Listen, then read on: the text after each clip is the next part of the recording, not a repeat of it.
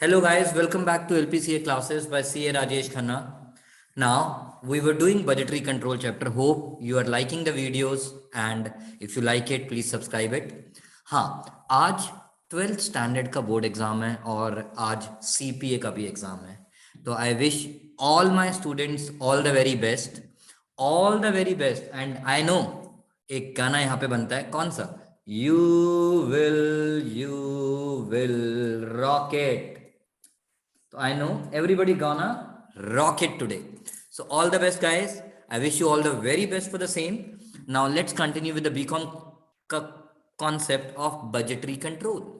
Now when you talk about budgetary control का next topic आज हम करेंगे आपके साथ. जैसे हमने लास्ट क्लास में कुछ क्वेश्चंस किए थे, if you remember, we did question on calculating production budget, purchase budget.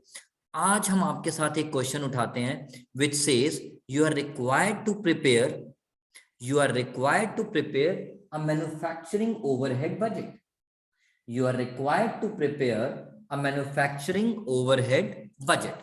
देखो, ओवरहेड बजट कुछ भी बनाओ, ओवरहेड अगर क्वेश्चन साइलेंट है तो इनडायरेक्ट एक्सपेंस, इनडायरेक्ट मटेरियल और इनडायरेक्ट एक्सपेंसेस को बोला जाता है. And if question is silent, some teacher says they are fixed in nature. I always say I have to check whether they are fixed in nature or variable in nature.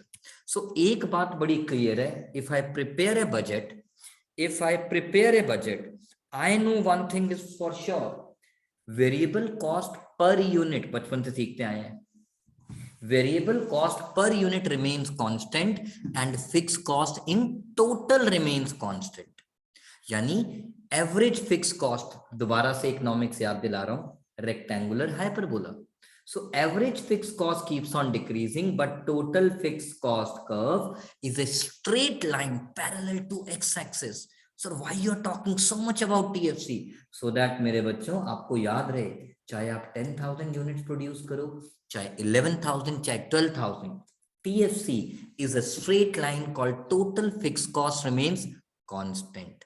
तो इसी concept को मद्देनजर रखते हुए हम start करते हैं आज की class with illustration number 6. Now question says prepare a manufacturing budget. Computation. Sorry, it is number 5. It is number 6. Numbering are different. Computation of manufacturing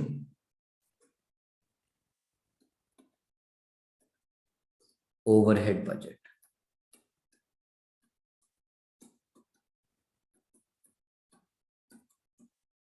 Computation of manufacturing overhead budget.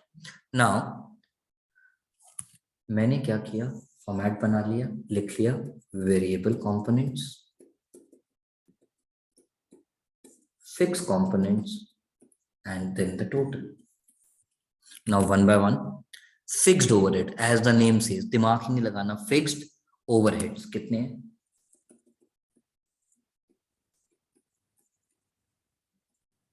Fixed overheads हैं हमारे पास 20,000. So far so good? Yes sir.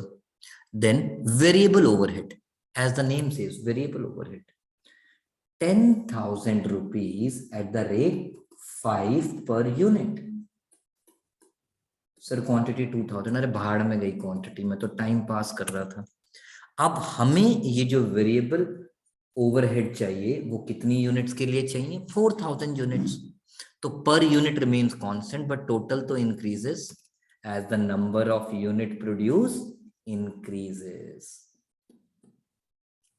Then comes semi variable overhead. I repeat, यहाँ पे हमने एक heading डाल दिया पुत्र, semi variable overhead. Semi variable overhead means certain component is fixed and certain component is variable. अब आराम से बात करते हैं.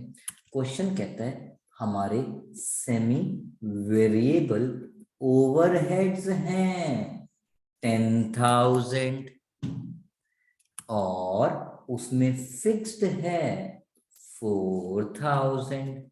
तो एक बच्चा बोला तो सर आप भी लिख दो 4000, यूनिट्स भी 4000 बनानी है, but fixed cost in total remains constant.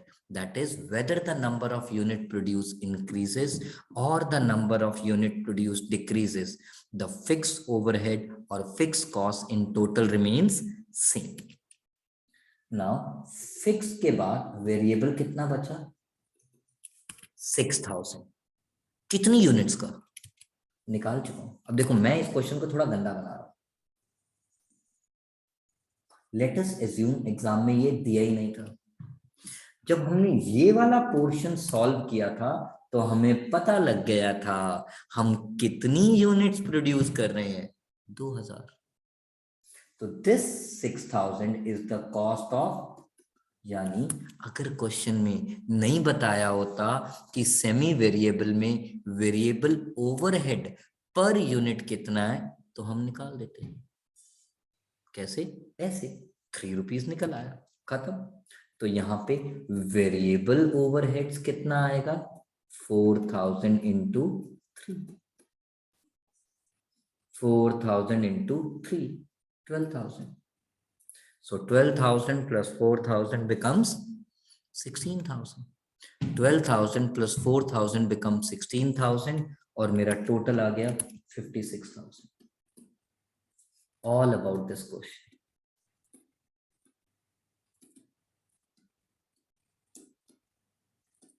All about this question of manufacturing overheads. So my manufacturing overheads becomes 56,000.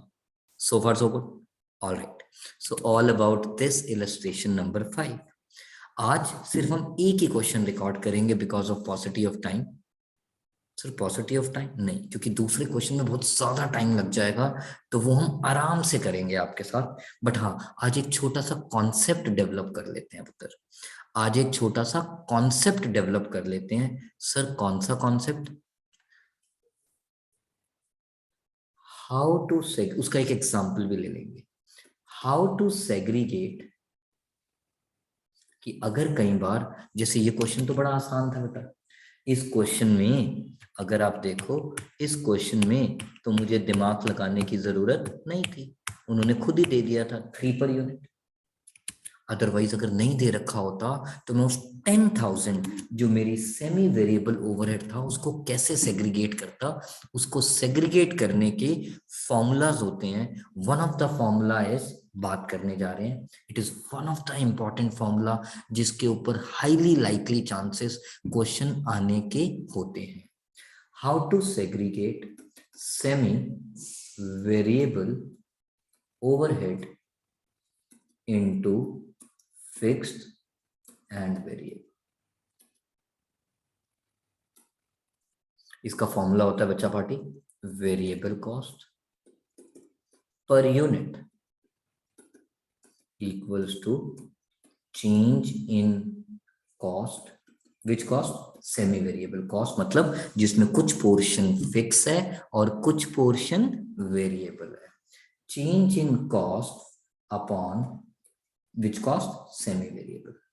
Change in cost upon change in units. मैं आपको इसको समझाने के लिए इलस्ट्रेशन नंबर 6 को अपना बेस बना लेता हूं. ये नंबर 6 है. इलस्ट्रेशन 6 को अपना बेस बना लेता हूं.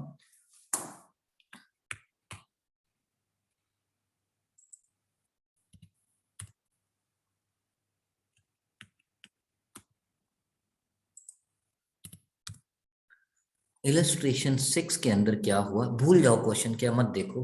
कहते हैं you are producing either 1,20,000 units और 1,50,000 यूनिट्स. ठीक है जी. Either you are producing 120 units और यू आर प्रोड्यूसिंग 150 यूनिट्स. और आपको आइडेंटिफाई करना है, आई रिपीट, आपको आइडेंटिफाई करना है. क्या आइडेंटिफाई करना है? कि आपके पास ये जो वैल्यूज दिए हैं ये प्योर वेरिएबल कॉस्ट है, ये प्योर फिक्स कॉस्ट है, या ये सेमी वेरिएबल कॉस्ट है. अब जैसे देखो, जो बच्चे समझदार हैं, इट्स अ फिक्स कॉस्ट. अब इनके बारे में मुझे नहीं पता लग रहा कि ये फिक्स्ड है या वेरिएबल है, तो मेरे दिमाग में एक छोटी सी बात आती है, जो हमने बचपन से सीखी है, और वो क्या बात आती है, that variable cost per unit remains constant. तो एक काम करते हैं, इनडायरेक्ट मटेरियल, इस एग्जांपल को क्वेश्चन 6 को बेस लेते हुए एक छोटा सा कॉन्सेप्ट सीख रहे हैं जो एप्लीकेशन होता रहेगा आने वाली क्लासेस में भी। Indirect material is given to me as 2,64,000 when the firm was producing 1,20,000 units. It means my variable cost per unit was 2.2. Next class में शॉर्टकट भी सिखाऊंगा, बट आज सिर्फ कॉन्सेप्ट सिखा रहा हूं. And this was at 1,20,000 units. And if I am producing 1,50,000 units, my indirect material cost was 3,30,000 units. Then also it is coming out to be the same. It means when you are dealing with indirect material, the entire component of indirect material cost is variable in nature. The entire component of indirect material cost is variable in nature. Now, सीधा अब हम check करते हैं अपने बच्चों के साथ maintenance cost. Maintenance cost के लिए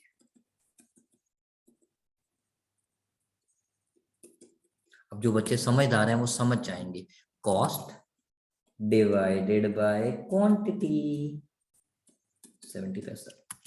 cost divided by quantity.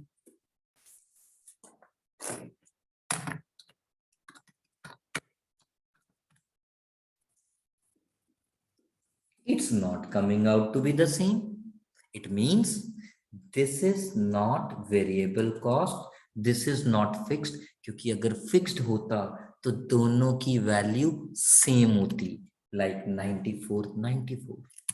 It means this is my semi variable cost, and hence मेरा next target है इस cost को सेग्रीगेट करना बिटवीन फिक्स्ड एंड वेरिएबल. तो हमें मालूम है वेरिएबल कॉस्ट पर यूनिट निकालने का आज हमने एक फॉर्मूला सीखा which says change in cost upon change in units.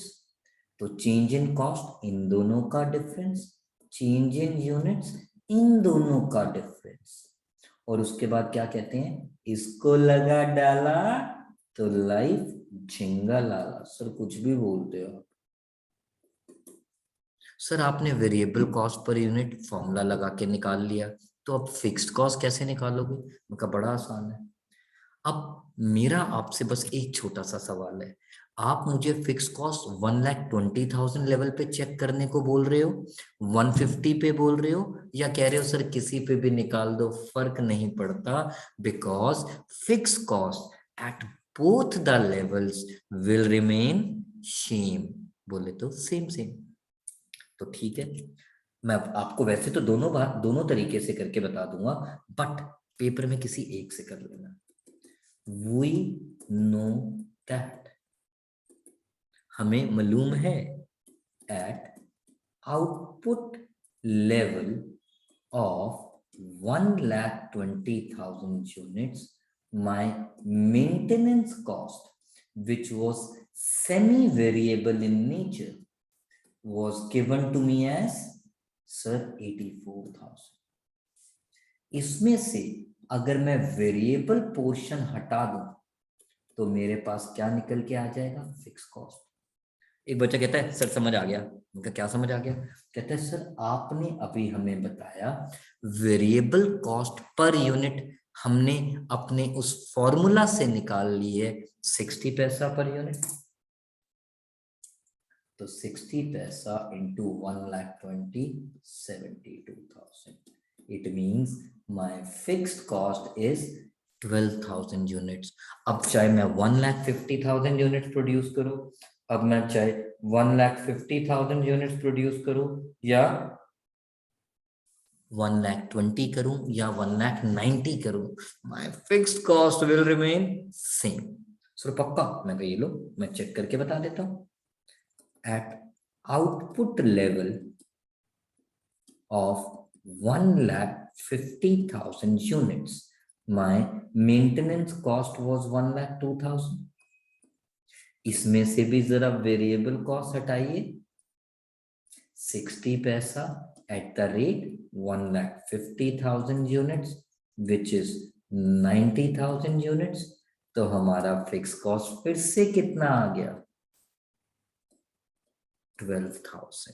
हमारा फिक्स कॉस्ट फिर से कितना आ गया? 12,000। It means my fixed cost will remain same at all levels of output. तो दोस्तों ये था हमारा concept of segregating the semi variable cost into fix and variable. And ये इलस्ट्रेशन 5 जो हमने आज आपके साथ एक छोटा सा किया, because of through which we tried explaining कि मेरी फिक्स कॉस्ट जो एग्जिस्टिंग लेवल पे दे रखी है उसको कैलकुलेट करने के बाद हर लेवल पे my fix cost will remain same by using the concept of economics parallel to X axis. तो आज के लिए इतना काफी है। Rest will continue in the next class. Till then you will rock it. Bye bye guys, C you in the next class. Till then bye bye, शुभ रात्रि, शब खैर। मिलेंगे थर्सडे को same time, prime time. Video अच्छी लगे तो like कीजिए और सब्सक्राइब कीजिए।